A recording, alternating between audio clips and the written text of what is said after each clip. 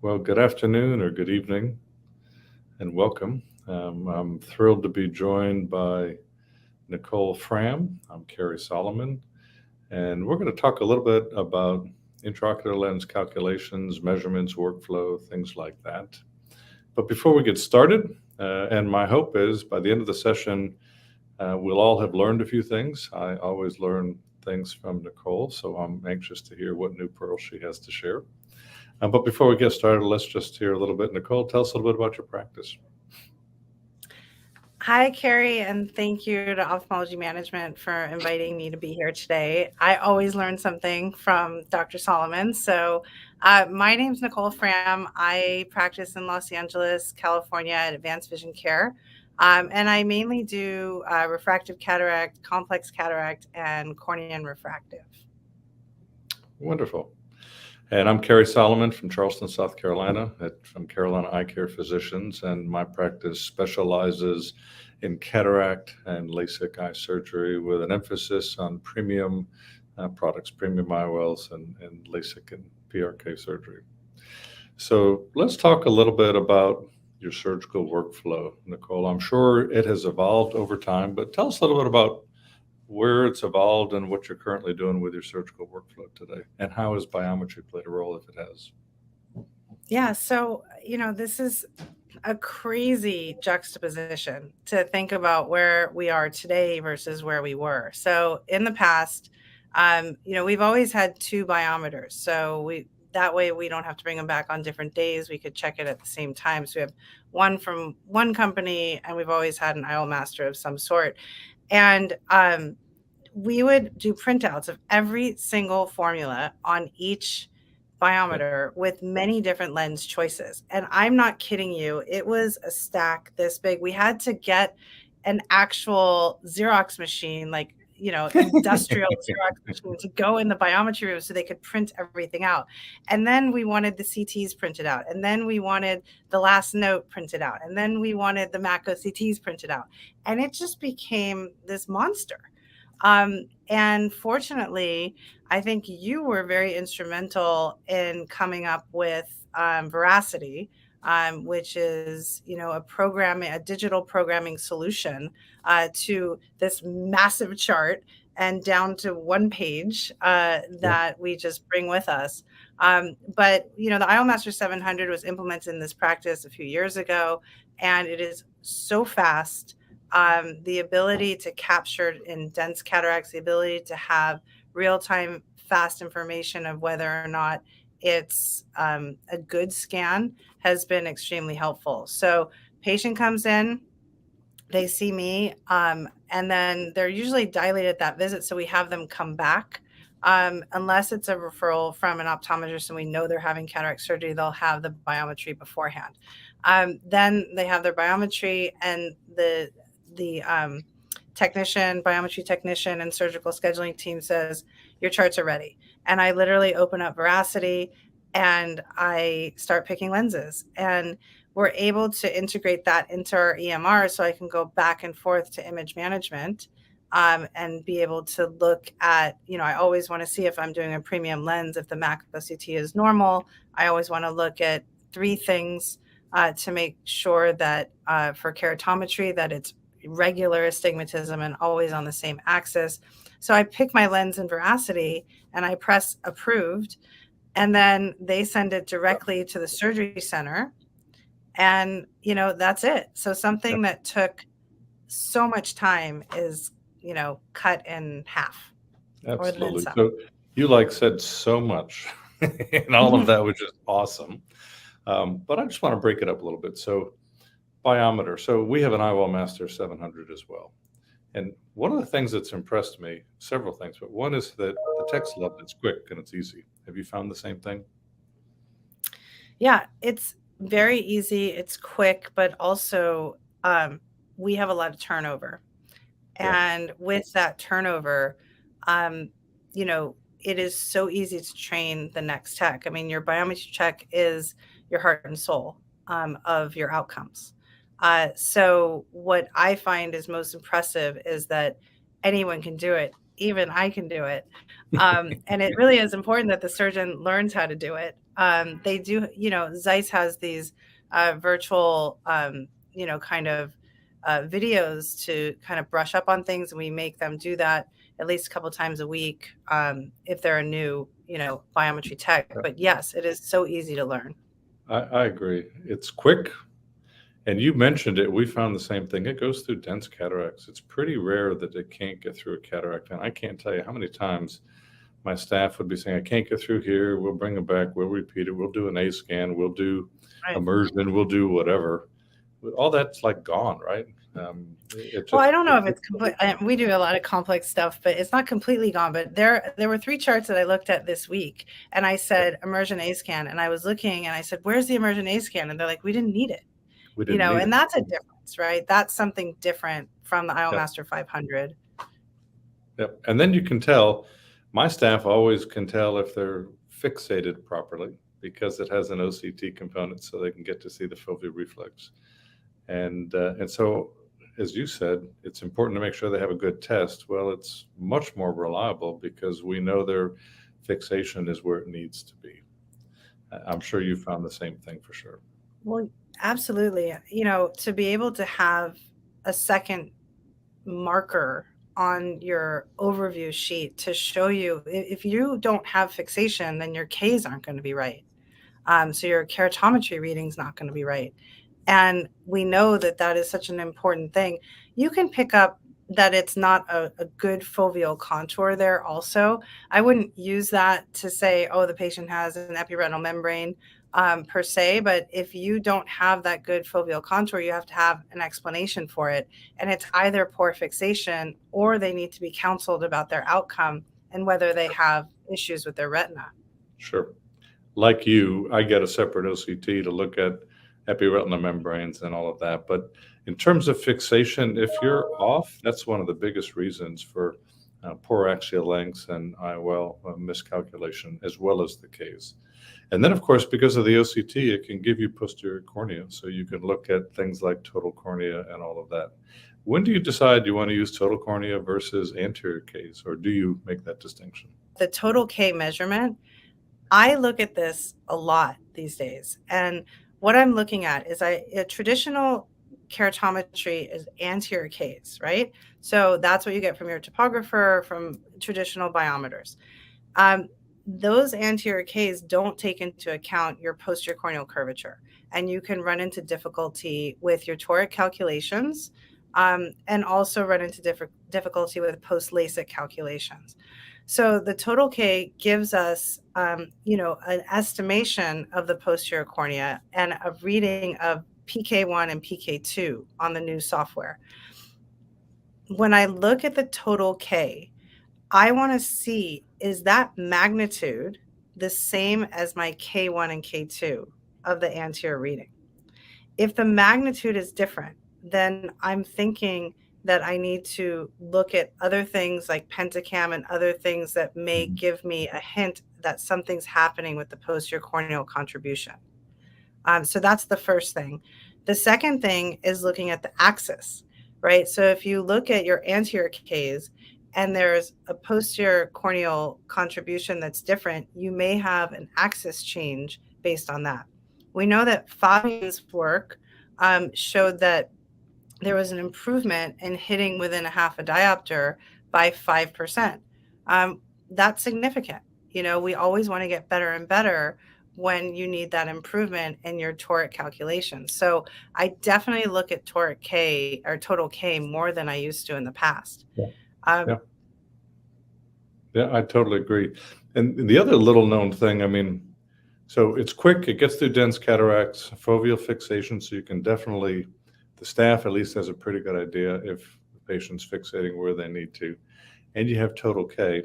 It also does something called a Goldstrand ratio. It'll calculate that automatically. It doesn't necessarily present it easily in the printout, but through veracity, which we'll get to in a minute, it does. And what that tells us is a clue about whether the patient may or may not have had previous refractive surgery. And it'll, sometimes patients don't tell you because they don't remember, they don't think it's important. If you get a topography, typically it'll pick it up.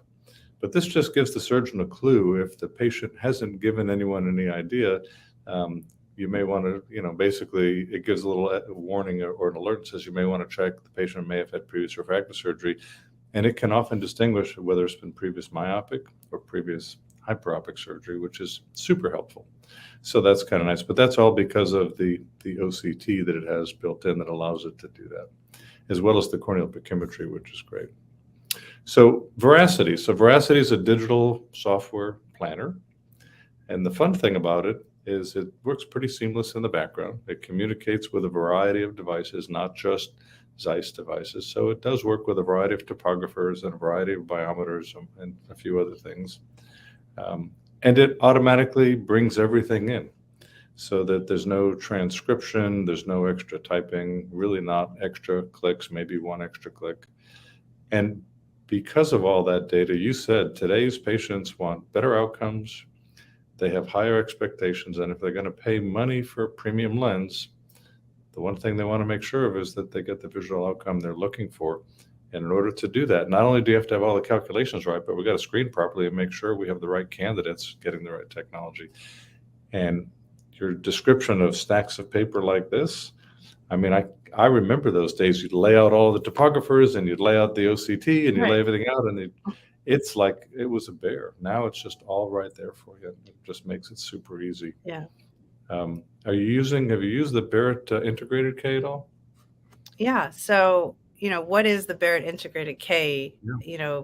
Basically when we used to plan, toric lenses, we would go to the Alcon or Barrett nomogram, and then we would have our topographer out and we would look at our autorefractor and we would look at our two biometers. We have a LensStar and IOLMaster 700. And we'd sit there and kind of average it in our mind, right? And then you look at what they were wearing in their glasses before they had a cataract, right? Where were they? Now you can, in veracity, just click boxes. So just like you said, veracity is not just for ZEISS, right? So all your instruments could be integrated in. So we have Pentacam integrated, topography integrated, LensStar, and IOLMaster. And then you click the boxes, and then it shows you just the integrated K, which is like the mean of everything that somehow brilliant, Graham Barrett did for us automatically. And it's even more convenient than going to the website, which the website can be sometimes hard to navigate. So veracity does that all for you. And then you can choose to either use one biometer or one measurement that you think is most reliable, or use the integrated Ks. I totally agree. The other thing is that if you wanted to use a Barrett Integrated K, which we found to be incredibly helpful, if you wanted to use it, it all has to be manually inputted so that you'd be online entering all this data in, and I'm sure you get more than I do, but wrong IOL from a transcription error or some other silly thing that could easily be avoided. It amazes me today in 2023 that people would be scanning and transcribing and whatever, when in this digital world, we shouldn't be doing it. Not only is it quicker, but it eliminates mistakes. It's the one part that I find another part I find invaluable, that the Barrett Integrated K is automatic. The Barrett formulas, the Barrett formula is in there already, so you don't have to run that. The Abulafia Coke is in there already. The cane is in there already. The cane formula is in there already. Yeah. And yet for a Barrett Integrated K, it'll automatically take your LensStar, your IOLMaster, and your Pentacam. It brings it all in, and it automatically does it and calculates it. So it's like easy. Yeah. The only thing I would say is that when you first introduce veracity or any digital solution system, you need to compare it to your paper copy, because sometimes the A constants that are from that are loaded in there initially are not necessarily what you had in your biometer. And so that, you just want to make sure you're within a hundredth of what has been estimated as your predicted refraction error. So that was the one thing that I needed to do in the beginning. Get that trust, right? Well, not only get that trust, but over time, veracity will start optimizing and fine tuning for you as well. Yeah. So, we used to use Aura. I still use Aura. I still like intraoperative aberrometry. What is Aura? You're like intraoperative aberrometry. I think you know what that is. Particularly in post-LASIK cases and toric. I used to enter our data into that so that we can get these reports and really see how we're doing. So the data analyzer in that was a big reason to use it all the time. With veracity, when your technician or your optometrist, or when you see them post-operatively and you have at your 4-week, your post-operative refraction, all you have to do is press a button in your EMR that says integrate. It automatically goes in there. And now you have these graphs, these outcomes of you don't have to hope or I think I'm hitting my targets. I think I'm within 87%. You can actually look yourself in the mirror and look at how you're doing. And I think this is really important when you have, when you're doing refractive cataract surgery or presbyopia correction, you're only as good as your outcomes. Yeah, I totally agree. So we've gotten our measurements from all our diagnostic devices. We've gotten our information from the EHR. Everything's been assimilated by veracity. We've got our plan. Now tell us about Callisto Eye, and how's your workflow different with and without Callisto, pre and post Callisto?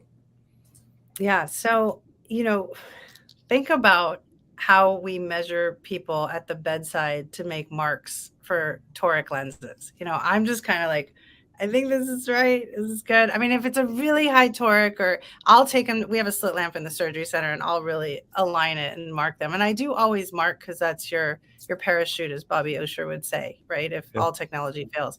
You're at the IOLMaster, there's a reference image that looks at your scleral vessels and the iris, characteristics. This then automatically goes into your microscope that has the Callisto software already integrated. And you sit down at the microscope and it takes a picture and it registers based on iris registration, scleral vessel registration, and you know where your steep axis is. It's not a guess. It's not, I think if I tilt the head like this, it should be okay. It's now real time. And being able to have the overlay for your capsulorhexis, depending on the IOL that you're using, being able to have, those toric marks be based on something you want from an upright reference image is invaluable. And it's quick and it's fast. The tracker's pretty good as well. So the tracker's great. Do you use the overlay for the capsulotomy every time? I put it on, yeah, and then I take it off. I'm someone who's easily distracted. And so I can't handle, so I'm like, put it on, take it off, put it on, take it off. But, I cheat a lot with femtosecond lasers. Don't judge me. And, so it's not as critical. But in some of the cases where it's a posterior polar and I need the rhexis a certain size in case I need to do optic capture, I'm definitely using that. Yep, absolutely. You can outline LRIs with it if you haven't done that. And the kind of fun part is the tracking is great. If the eye moves, it kind of follows and tracks with you. So that's terrific. It can take the Callisto image. It takes the image right automatically when they text to the 700 measurement.